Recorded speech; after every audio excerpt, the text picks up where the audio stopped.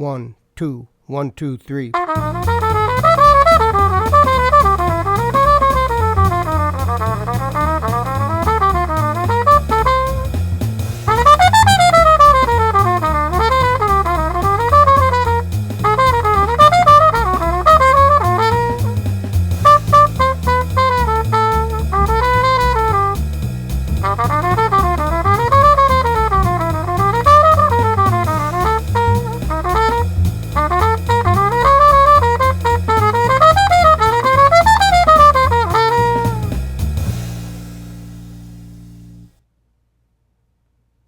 I'd like to talk about B-flat rhythm changes for this video lesson.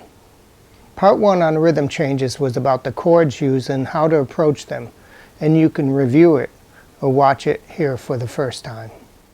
Part 2, this video session, will give you some practical ideas using different lines and motifs to practice over certain passages and rhythm changes. This is not to lock you into a certain way of playing. It is more about learning scales and patterns and utilizing them in a melodic fashion, and encourage you to invent your own ideas at your own level to practice. I'd like to concentrate on the 5th and 6th bars, the G minor 7 to C7 to F major or F7, going to the first ending, a 3-6-2-5 in the key of C for a B-flat instrument, and going to the second and third endings, a 2-5-1 in C major. The second and third endings and rhythm changes are identical. The reason I concentrate on the 5th and 6th bars is each turnaround in rhythm changes has the tonal center of C major, but the 5th and 6th bars are a 2-5-1 going to F major or F7, so we are temporarily leaving the tonal center of C. I'll also concentrate on the bridge, as it is really a cycle of fifths, or a cycle of fourths if you go counterclockwise as shown here. Why practice patterns going up fourths? It's practical, as this pattern of fourths occurs in such tunes as I Got Rhythm, the bridge to Jordu and Wrap Your Troubles in Dreams. The cycle of fourths often occurs in our American songbook. Here are the sections and rhythm changes I am practicing now.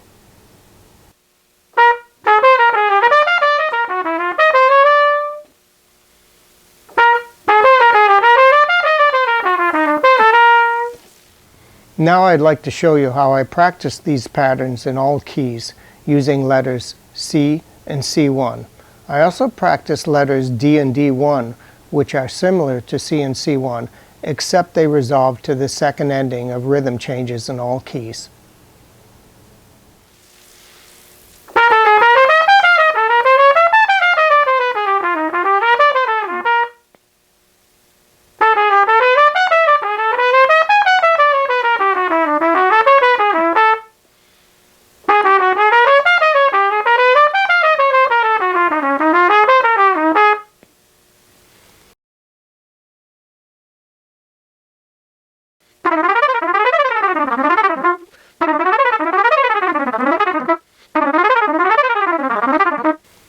I'll also practice variations of this, such as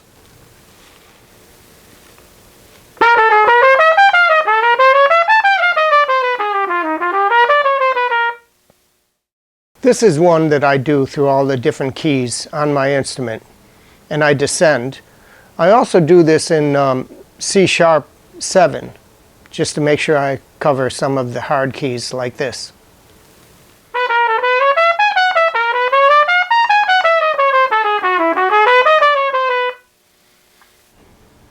Now as I descend, I change the nature of this line so I could descend even further. Here's C1.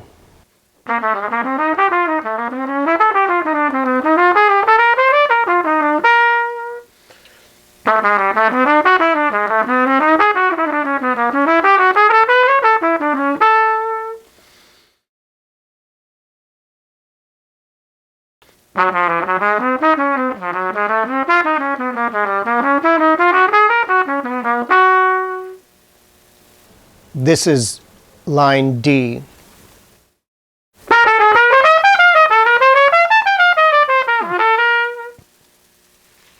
And as I go lower, from C7 down an octave on, I play the line like this.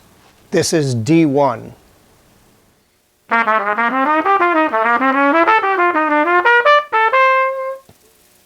This is line E, starting on the third of the dominant.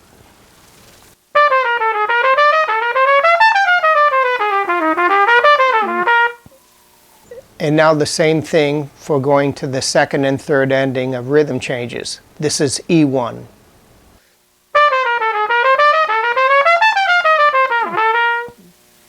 Then of course you should also practice them for tempo to make sure that you have them up to par.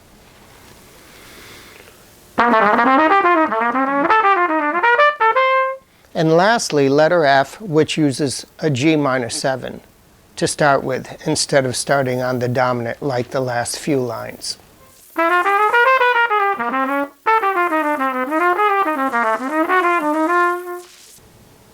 Here is a simple line for the bridge of rhythm changes.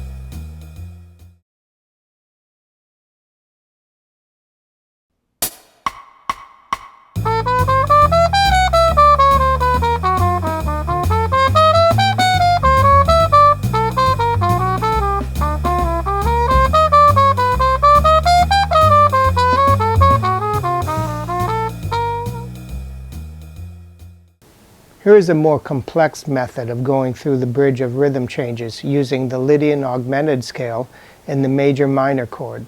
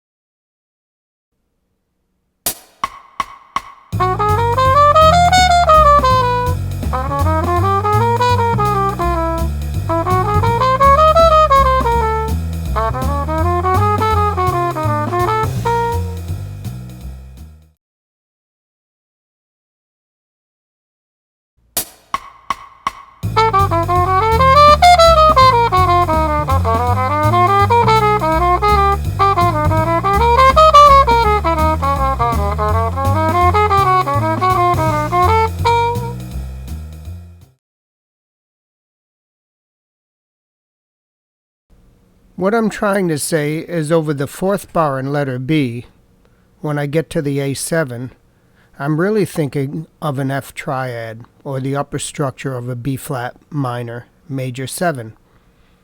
How do I get to this conclusion? Well, if you look here, I have an A altered scale.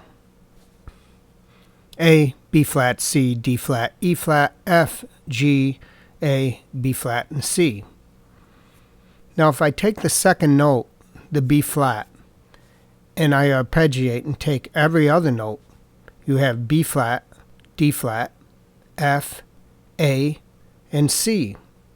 And what I'm using for the A altered is I'm using the last three notes in that structure, the F, the A, and the C. And even though in the A altered line you don't see the third, what I'm thinking of is an F triad.